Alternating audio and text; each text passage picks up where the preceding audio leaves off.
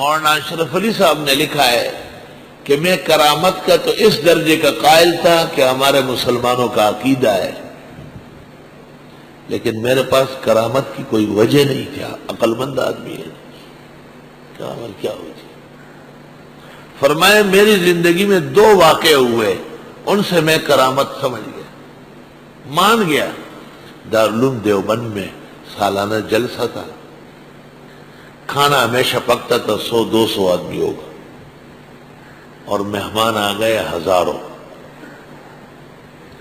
ہم نے اپنے استاد مولانا محمد یعقوب نانوتوی کو کہا کہ کھانا پکا ہے، معمول کے مطابق 200 آدمی ہوگا، مہمان آئے ہیں 5-10 ہزار.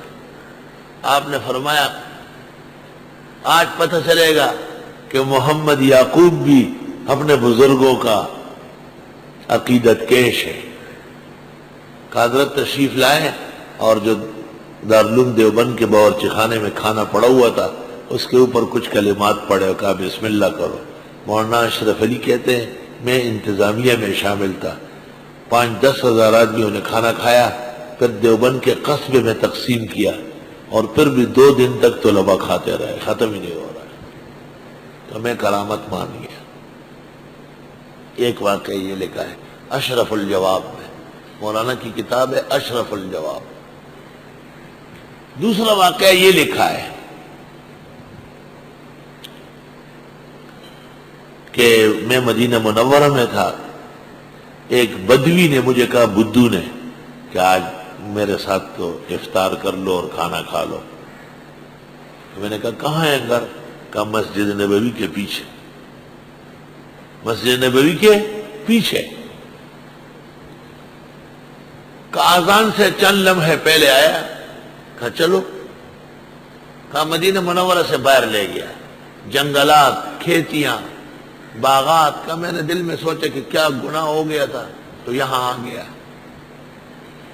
کہا وہاں جا کر کے اس نے مجھے افطار کرایا، کھانا کھلایا. کہ چلو نماز مسجد نبوی میں پڑھتے. کہ میں دل میں سوچ رہا تھا کہ اس کا دماغ خراب ہے. عشاء کی نماز تراویح ختم ہو چکی ہے، یہ کہتے ہیں مغرب کی نماز پڑھیں گے. مولانا فرماتے جب واپس آنے لگے، نہ وہ کھیتی تھی، نہ باغ، نہ زمین، نہ وہ مسافت. چند لمحوں میں مسجد نبوی میں داخل ہوا، خالی پڑی ہوئی ہے، خالی، اور مؤذن صاحب کٹورا چاٹ رہے ہیں.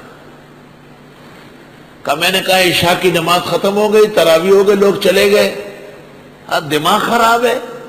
ابھی مغرب کی اذان ہوئی، سب لوگ افطار کرنے باہر گئے ہیں، مغرب کی نماز نہیں ہوئی ہے، یہ تراویح کا کہہ رہے. کہ میں مان گیا یہ دوسرا واقعہ کرامت کا.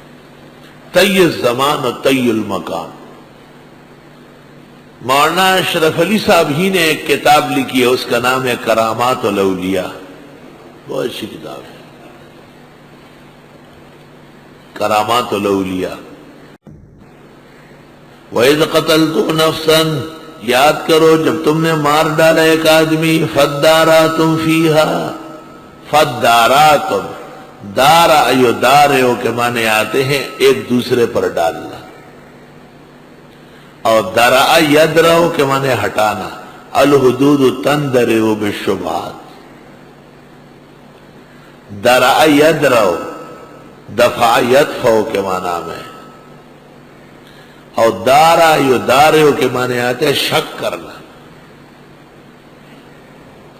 پس تم ڈالنے لگے ایک دوسرے پر، فیہا، اس قتل کو، اس جان کی قتل کو. واللہ مخرج ما کنتم تکتمون، اور اللہ نکالنے والے تھے جو تم چھپا رہے تھے. فقلنا، پس ہم نے کہا، اضربوہ، مارو اس جسم کو، ببعضھا، گائے کے بعض حصے سے. وہ جو گائے کٹ گئی اس کے گوشت کا ٹکڑا لیا اور مردے کے ساتھ لگایا جگہ جگہ، مردہ اٹھ بیٹھا. کذالک یحیی اللہ الموتیٰ، اسی طرح زندہ کرتے اللہ مردوں کو. ویریکم آیاتہ، اور دکھاتے تم کو آیتیں. لعلکم تعقلون، تمہیں عقل سے کام لینا چاہیے. یہ خدا کا حکم تھا تو وہ مردہ عامیل اٹھ گیا اور اس نے کہا مجھے میرے بھتیجوں نے مار ڈالا ہے۔ اللہ اکبر۔ جب اللہ تعالیٰ ایک کام کرتا ہو تو مردی گائے کے گوشت میں اللہ تعالیٰ نے یہ کرامت ڈالی، زندہ گائے کیوں نہیں کر سکتی تھی؟ یہ کہتے کہ وہ زندہ گائے لے آؤ اور مردے کے جسم کو اس سے ٹچ کرو، معلوم ہوتا ہے کہ خیر و برکت مرنے سے بڑھتی ہے، کم نہیں ہوتی۔ اس لیے عام طور پر کرامات کا تعلق بعد الموت سے ہے، اگرچہ کرامت مومن اور مسلم کی حیاً میتاً حق ہے۔ عقائد اسلام میں امام ابو اسحاق اصفرائینی لکھتے ہیں وَعَلَمْ أَنَّ كَرَامَةَ الْوَلِيِّ حَقٌّ فِي حَيَاتِهِ وَكَذَا بَعْدَ مَمَاتِهِ۔ یاد رکھو بزرگان دین کی کرامات برحق ہے، زندگی میں بھی اور مرنے کے بعد بھی۔ وَمَا أَنْكَرَ عَنْهَا إِلَّا الْمُعْتَزِلَةُ، معتزلہ کے علاوہ کسی نے انکار نہیں کیا ہے۔ بس پنپیری اور مماتیان وہ کرامات و فیوز و برکات کے انکار میں ہیں، وہ اپنے گریبان میں جان کے کہ کہیں معتزلہ تو نہیں بنے ہیں۔ کرامت حق ہے، الوہیت اللہ کی برحق ہے، ولی ہے الہ نہیں ہے۔ اللہ نے اس کو فیض اور احسان دیا ہے، نہ متصرف ہے نہ غیب دان ہے، نہ پھوڑا ٹھیک کر سکتا ہے نہ بخار ہٹا سکتا ہے، نہ بچہ دے سکتا ہے نہ لے سکتا ہے۔ یہ منصب الوہیت کے شایان شان ہے۔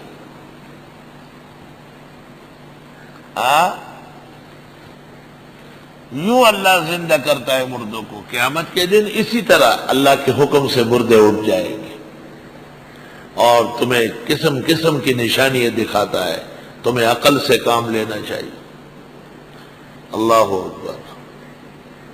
بعض مفسرین نے وَإِذْ قَتَلْتُمْ نَفْسًا اور ماقبل کا واقعہ علیحدہ علیحدہ کیا ہے۔ شیخ القرآن پنجپیر کا یہ خیال ہے، لیکن بوجوہ یہ رائے کمزور ہے۔ صحابہ اور تابعین کی تفسیر یہی ہی جو ہم نے عرض کی۔ شیخ القرآن مولانا غلام اللہ خان وغیرہ نے بھی یہی اختیار فرمائی جو میں نے عرض کی۔ کیا مرنے کے بعد کوئی دنیا میں زندہ ہو سکتا ہے؟ معجزتاً کما کانت معجزہ لعیسیٰ المسیح، یا کرامتاً کما کانت للشیخ عبد القادر الجیلانی نبّ علیہ الانوار فی الفیض۔